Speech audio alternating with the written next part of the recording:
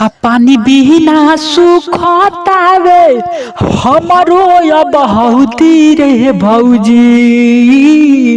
पानी बिना सुखतावे हमरो अब हौदी रे भौजी। तो भौजी रे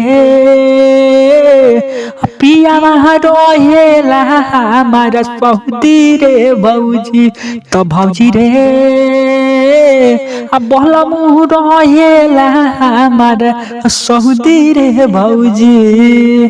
तो बिल्कुल इसी मैटर पे आप लोगों के लिए जबरदस्त मैटर लेकर के आ चुके हैं जो कि ऑर्केस्ट्रा सॉन्ग है। ठीक है, तो गाना अच्छा लगे तो वीडियो को लाइक कर दीजिएगा, चैनल को सब्सक्राइब कर दीजिएगा। बिल्कुल फुल फ्री सॉन्ग है। ठीक है, कोई भी कहीं से भी गा सकता है, कोई दिक्कत नहीं है। तो आप लोग वीडियो को पूरा लास्ट तक देखिए ताकि इस गाना को कैसे गाना है आप लोगों को सही से समझ में आ जाए। ठीक है, तो आइए आप लोगों को वीडियो को स्टार्ट करते हैं।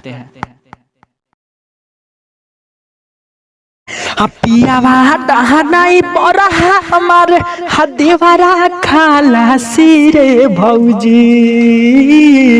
पियावा डहराई बड़ा हमारे देवरा खालासी रे भौजी। तो भौजी रे भसुरा छेवेला तारी हपासी रे भौजी। तो भौजी रे भसुरा छेवेला तारी हपासी रे भौजी। अरे इका को हतार रे, थोड़ा इसमें वोकल भी दीजिएगा, मस्त लगेगा। ठीक है, आइए आप लोगों को पहला अंतर सुनाते हैं। ये गाना बिल्कुल हिट होने वाला मैटर है। ठीक है, एकदम मस्त सॉन्ग है। एक बार ट्रैक पे आप लोग सजा करके देखिएगा, जब इसको ट्रैक पे सजाइएगा तो आप लोगों को मालूम पड़ जाएगा ये गाना का है। ठीक है, तो आइए आप लोग को अंतरा सुनाते हैं। पियावा जब हारेला तो देवरा चलावेला, दोनों जब हारेला तो भसुरा पियावेला, भसुरा पियावेला।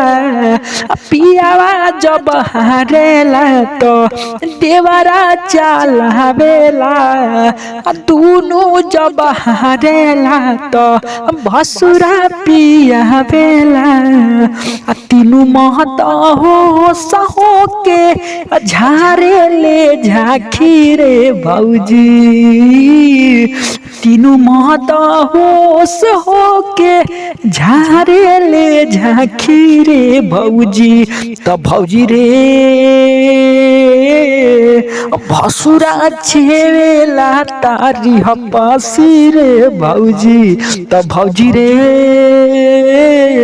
भसुरा छेवेला तारी हपासी रे भौजी। हमारा मुँह के खाली देवरे भसुरा देवरा पियावा के बारे में बताइबे, तोरा ससुरो अपना सास के बारे में बताओ, ऊ का करेला सरे।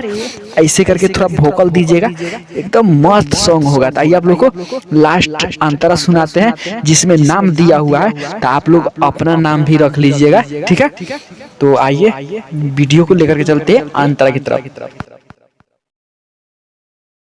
सास ससुर के जानी पूछू रे लीला, पी पी के बीड़ी दूनों जन भइले ढीला, भइल बाड़े ढीला।